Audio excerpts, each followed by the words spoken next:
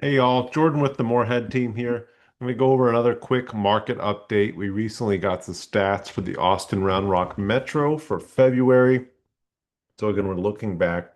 We're going to look month over month, and we're also going to look year over year. So here I've got the stats pulled up for January. So you can see there's some good news and there's some depends on what mode you're in news. So there's some good news for everybody. And there's some news that depends on whether you're a buyer or a seller. So just month over month, we see prices are up about $12,000. Now that's kind of normal for this time of year. January sales are slower. January sales were very slow here this year, but things don't start to kick off until the end of January. So we start to see stuff closing in February. So we saw the price jump up for February. Closed sales, of course, as I just mentioned, yearly that happens. Closed sales are up. Those are down year over year, though. If you look at January, they're way down year over year. And the sales for February are also down. But obviously, less homes sold for less money. The volume is down year over year. But as we can see, it's actually up about $200 million month over month. So a lot more homes sold for more money. And that's kind of what happened there. Months of inventory, though, that's up quite a bit. So months of inventory is, again, our best measure that we have for measuring inventory in a real estate market. They say under 6 months is a seller's market, and they say over 6 months is a buyer's market. I would argue with that point a little bit. I think we see buyers start to have a lot more power above 3 months. When it gets over 6 months, buyers have a ton of power, and that's where we're at right now. But buyers have had a lot of power for the last year or two, especially the last year, and we haven't always been over 6 months of inventory. So if you're a buyer, you're in good shape right now. New listings, of course, we saw more listings hit the market. Again, we always do in February. It starts to build at the end of January, and more people start listing through February. I think we're going to see even more listed in March. So when the numbers come up here in March, and I've been paying attention to the stats just on a daily basis, but I think we're going to see a lot more in March. Active listings, though, this is an interesting thing to me. So active listings are homes that are actively listed on the market for sale throughout the month of February. We're around 10,000. That's less than what was in January. That's about the same number, slightly lower than the number we've had for a while.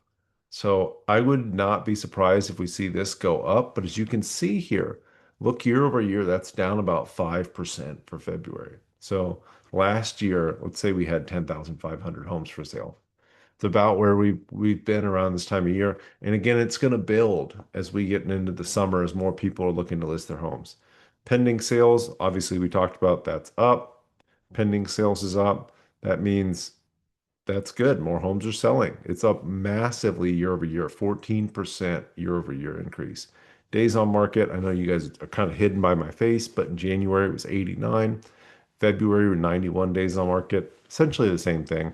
An average close to list price in January was 91 versus 91.9 in February. So people who listed their homes in February sold them closer to list price. That does not surprise me at all. Again, like I was saying earlier, there's just not as many people looking to buy homes till closer to the end of January. And, those are the homes that sold in February. So, that's what's going on there. If I had to take a bet, I would imagine we're going to see inventory increase. There's been a lot of people that have been sitting around and waiting for something to happen. They're only going to wait so long. So I think we're going to see inventory increase. At the same time, we're starting to see a lot more buyers come to the market. So if both happen evenly, then nothing changes. If we get a lot more supply and not as many buyers, then that favors the buyer more.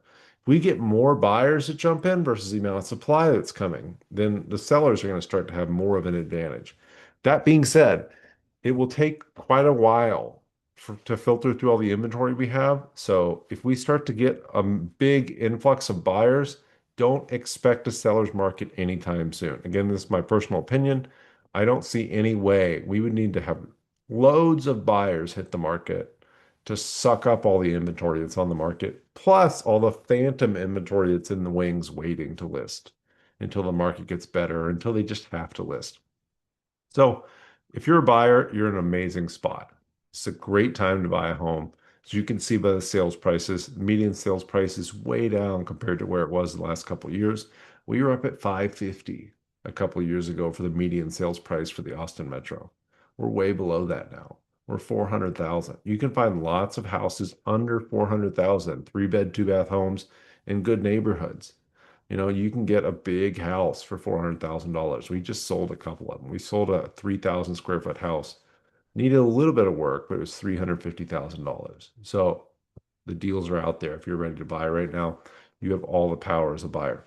If you're a seller and you're looking to sell right now, and you've got a better opportunity for your money, or you want to move, you just want to get rid of the home, remember you need to give buyers any reason to not back out of your home and every reason to want to come see your home.